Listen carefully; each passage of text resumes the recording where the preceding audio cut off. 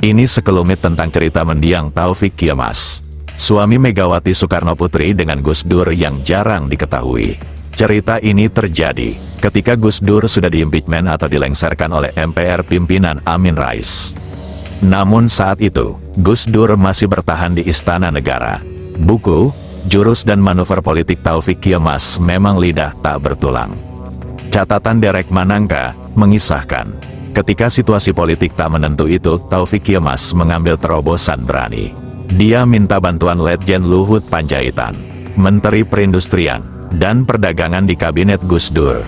Maka dengan diantar Jenderal Kopassus dan mantan Dubes RI di Singapura itu, Taufik dalam kapasitas sebagai orang biasa menemui Gus Dur di salah satu kamar di istana. Gus Dur tampak masih sangat sewot dan emosional. Taufik sudah dipersilahkannya duduk, tetapi Gus Dur masih terus saja mengomel dan marah-marah. Gus Dur menyalahkan Mega. Di mata Taufik, menyalahkan Mega sama juga dengan menyalahkan dirinya. Apalagi Taufik sadar, yang terlibat dalam berbagai kegiatan politik sampai akhirnya Mega menjadi wapres dan presiden justru dia sendiri. Gus Dur memarahi siapa saja yang dianggapnya telah mengambil kekuasaan presiden dari tangannya.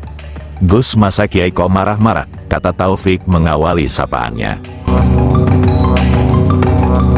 Tiba-tiba raut muka Gus Dur berubah dan tak lama kemudian menurut Taufik Gus Dur bersedia melakukan dialog. Lalu terjadilah dialog yang menghasilkan kesediaan Gus Dur meninggalkan istana. Cerita politik yang tercipta akibat manuver-manuver Taufik juga menambah warna-warni diorama politik bangsa Indonesia. Diorama politik Indonesia menjadi kaya. Politik Indonesia punya keunikan dan ciri khas.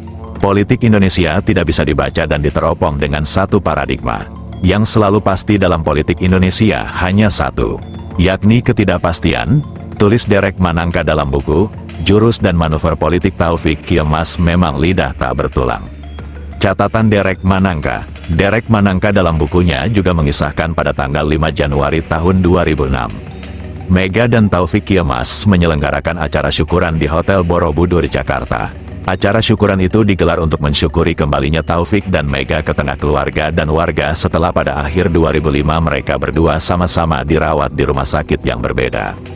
Lebih dari 1.000 undangan yang hadir. Mereka datang dari berbagai lapisan dan kelompok masyarakat. Banyak kata-kata manis dan pujian dari sambutan yang dialamatkan kepada Taufik dan Mega.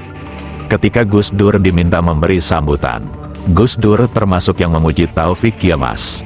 Di hadapan ratusan undangan, Gus Dur mengungkapkan bagaimana dia menerima upeti dari Taufik Kiamas.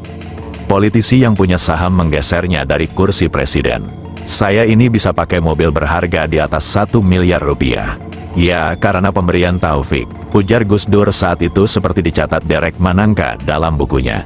Menurut Derek Manangka yang tidak jelas adalah apakah mobil pemberian tersebut merupakan salah satu hasil kesepakatan yang dicapai pada waktu Taufik Kiamas menemui Gus Dur di istana.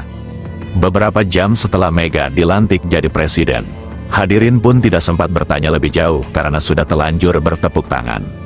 Sementara Taufik Kiamas yang duduk di samping Mega hanya senyum-senyum saja.